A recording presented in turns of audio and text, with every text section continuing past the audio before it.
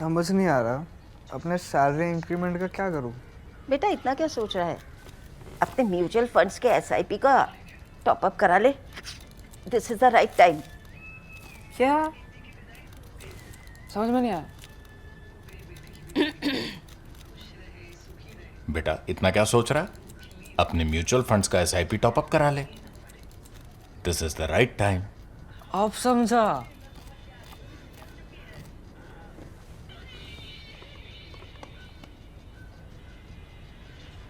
Mutual fund investments are subject to market risks. Read all scheme related documents carefully.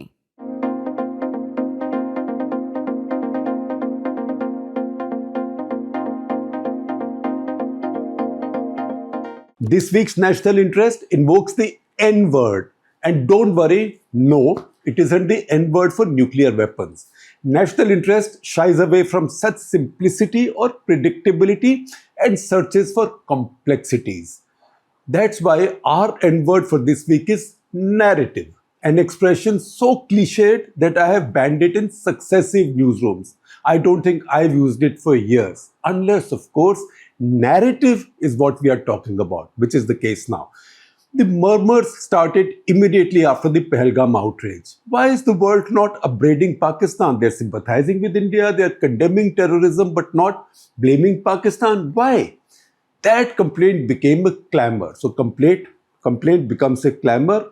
These C words are rising up the escalation ladder. That complaint became a clamor with Operation Sindoor. Why is nobody saying well done? The Western media was the usual suspect. Why aren't they acknowledging our armed forces' successes? How dare they equivocate or suggest we've suffered attrition? In this case, how dare they suggest that we've suffered any aircraft losses? Then Donald Trump joined in the melee and the clamor became a convulsion. So complaint, clamor, convulsion. That's how it goes up. Inevitable conclusion from this: nobody is with us. India must fight for its cause alone. We were always alone, we are still alone. Victimhood is compellingly seductive and we have cultivated it into a chronic disease across generations. We've nursed it across generations into a chronic disease. There are, however, factual problems with this victimhood. First, we've never been alone except in 1965, although that is also a bit qualified because Soviets had just begun to come into the picture. The first MiG squadron was under raising. In fact, 9 of its aircraft had come in and were operational. Delhi was protected already by SAM-2, Soviet SAM-2 guideline missiles, but these were very early days. So you could say that in 1965, India were alone. In 1971, the Soviets were our treaty-bound allies. During Kargil, Op Parakram and 2611, almost all of the rest of the world leaned towards India. Even the Chinese were very nuanced and careful. Since 1991, after the Soviet bloc vaporized and our economy picked up, there has been a progressive warming of the relationship with the US and by implication with the West, because we may have sought de-hyphenation with Pakistan, in the India-Pakistan de-hyphenation. The US and the West have always been hyphenated.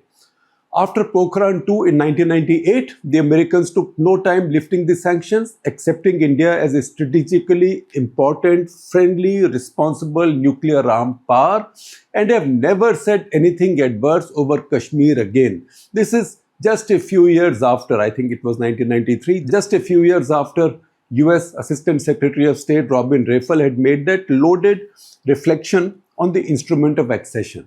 In 2000, on his brief airport stopover in Pakistan on his way back home from India, Bill Clinton spoke on camera and, wagging his finger, told the Pakistanis that lines on the map of the region could no longer be drawn in blood.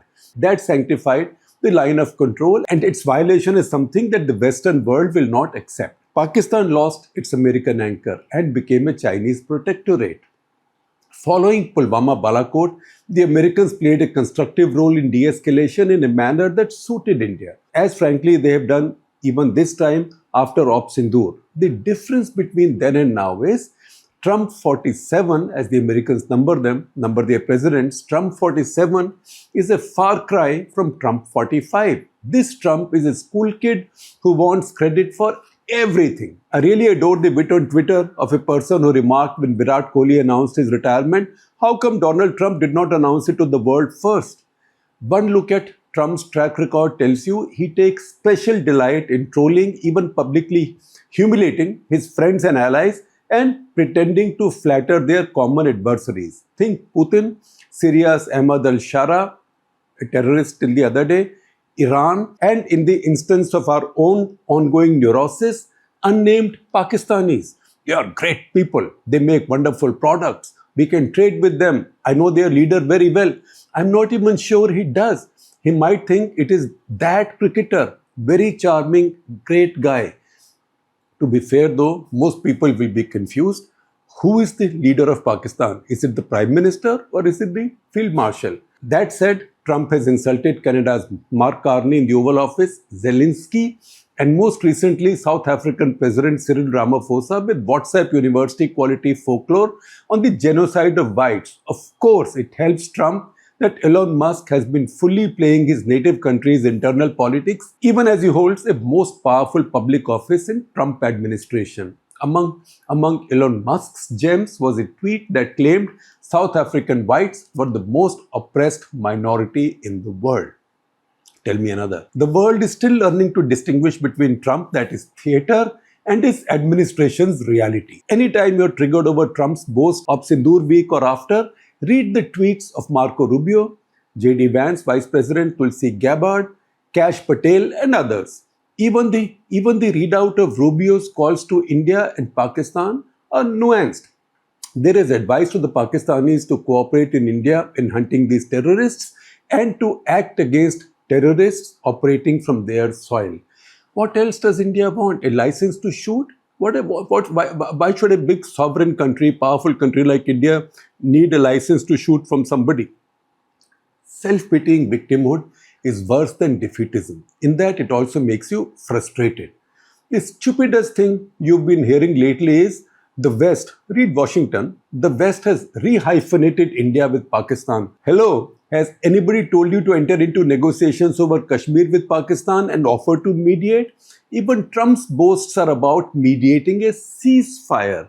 In any case, the two countries have had a back-channel relationship. That's the reason Pakistan just appointed a national security advisor, and many things are discussed in that back channel, usually in neutral locations. In the past, Ajit Doval and his counterpart and others nominated by Pakistan government have had negotiations and discussions outside in places like Bangkok, some places in Europe, etc. So there is nothing new about that. Even Trump's boasts, I repeat, are about mediating a ceasefire, not mediating talks between India and Pakistan on Kashmir. So there is no re-hyphenation, at least not yet. So let's not start self-flagellating. It's been nearly 6 years since India changed the constitutional status of Jammu and Kashmir. That's a reality check. No friendly power, namely Western power, has objected or asked you to reverse it. Turkey is marginal for us, and Azerbaijan is not even that. It's not even marginal. It may irritate you, but does it matter? As for OIC, no Muslim nation has much time for that near defunct body. Even in the latest round, important Islamic countries, Indonesia, Bahrain, and Egypt, ensured criticism of India was greatly moderated. So India has friends in the Islamic world.